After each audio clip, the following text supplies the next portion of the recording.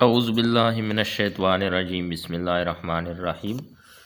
ترجمانی ادب میں آج کا جو ہمارا ٹاپک ہے وہ غزل کے حوالے سے ہے، اور غزل کے حوالے سے مختصر سوالات اور ان کے جوابات ہے۔ سوال نمبر 1 ہے کہ غزل کے لغوی معنی کیا ہے؟ تو اس کا جواب ہے عورتوں سے باتیں کرنا یا عورتوں کی باتیں کرنا۔ سوال نمبر 2 ہے کہ غزل کا اصطلاحی مطلب کیا ہے؟ تو اس کا جواب ہے وہ کلام جس میں ہر شعر دوسرے شعر سے مفہوم کے لحاظ سے جدا ہوتا ہے۔ اس کے پہلے 2 مصرے آپس میں ہم قافیہ ہوتے ہیں، اس کے بعد ہر دوسرا مصرع ہم قافیہ ہوتا ہے، اس کے آخری شعر میں شاعر بالعموم اپنا تخلص بھی استعمال کرتا ہے۔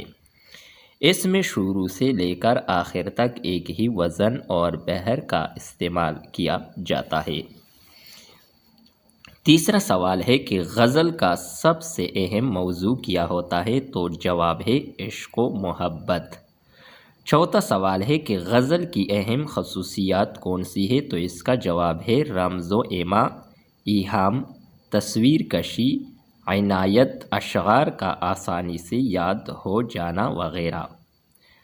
پانچواں سوال ہے کہ حیت کے اعتبار سے غزل کے عناصر ترکیبی کون سے ہیں؟ تو اس کا جواب ہے مطلع، ردیف، قافیہ، مقطع اور بحر۔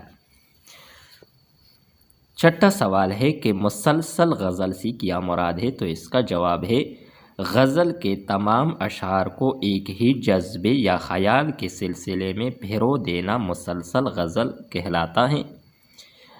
اگلا سوال ہے کہ غزل کی اصطلاح کہاں سے نکلی؟ تو جواب ہے غزل قصیدہ کے حصے تشبیب سے نکلی ہے، جس کو عربی میں نصیب بھی کہا جاتا ہے۔ اگلا سوال ہے کہ غزل کو نیم وحشی صنف سخن کس نے قرار دیا؟ تو جواب ہے کلیم الدین احمد نے غزل کو نیم وحشی صنف سخن قرار دیا ہے۔ اگلا سوال ہے کہ غزل کو اردو شاعری کی آبرو کس نے کہا؟ تو جواب ہے رشید احمد صدیقی نے۔ آج کی ویڈیو کی آخری سوال ہے یہ کہ کلیم الدین احمد نے غزل کو نیم وحشی صنف سخن کیوں قرار دیا؟ تو جواب ہے کیونکہ غزل کا شاعر کبھی ایک بات کرتا ہے اور کبھی دوسری، کبھی وہ عشق سے توبہ کرتا ہے اور کبھی محبوب کے پیچھے مرتا ہے۔